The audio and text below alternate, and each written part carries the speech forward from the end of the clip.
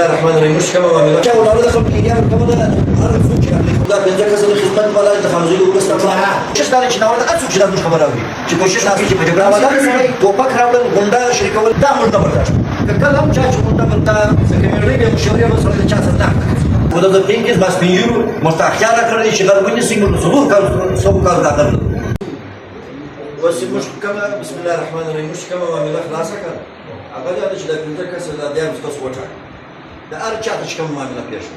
دغه بنځو ته به وای د پنځه به سره کښینی چې ارزه کوم معامله کوله ځای به ټاکي د اگر خلکو پاور کولی د ارسړي طاقت کې یو الج دي کې پنځه الج دي یو موږ نه چرمن ټاکو نه صدر ټاکو موږ د پنځه کسانو خدمت ولا د خمسې وګستم او پنځه وو چې دا به مشترک کړي ماته ورپان محمود ته وشادات خان ته وفرید خان ته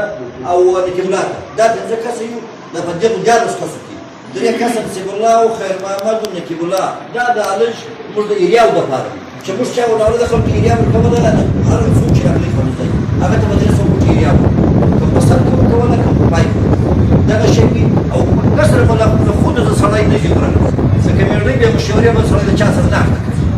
مشوره به له کمیټۍ سره کوي خپل پنځه شپږ کسه هغو میاشتې اتلو میاشتو لګیا دي هغو په دغه کړي دي چې زموږ یو تربور ډله ورغلی دي او ده ته یې ویلي دي چې ته د کوم ځای دا یې د غره د شینکارو کارګر دي کار یې کړی دی پړاو کارګري کړي دي هغه د بل ځای سړی دی موږ کوشش دا دی چې هر سړی ورته شینکار دی چې اسلام ورکوي د خالوزۍ د ولس کمیټۍ د دغه کمیټۍ فیصله به عدمي هغه کله ما تعاون غوښتي له زړې کمیټې کوم له کوچنۍ کمیټې غوښتي کوم له شخص سمیکشن غوښتي کوم له منسټر غوښتي زما به د هغو سره ناست دي ناولده سړی توپک راوړل غونډه شریکول دا موږ نه برداشت که کله هم چا چې غونډه ورته شریک کړي بیا بېعزتي به موږ ده دی به بیا شړي دی و هغه سره پرېږدي بېعزتي به موږ اسان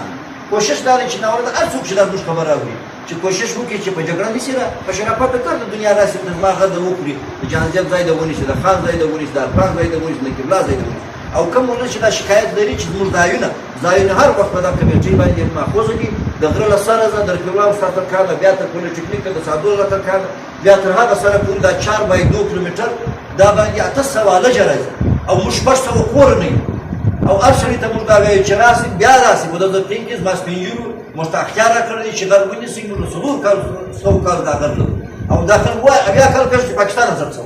الاټمنټ والا مو نه ما سره شي دا څه څه بخښنه چې دا کمیټې وجود نه یې ورته به څوک چاته ورګین نه به غلط پرېږدي نه بغوتی پرېږدي او سیم په دا خراب چې اصل ایران نن موږ دا په دوی دیس کاسو یا دوی دیس کاسو په داخل کې کار لرو دا هر څړي په ورکول دي قدرمند دي احترامند دي دا د ایران حفاظت کو او نو خلک چې کوم څه راځي هغه ته موږ یې او دا امن امان به موږ ډېر ورسم دوست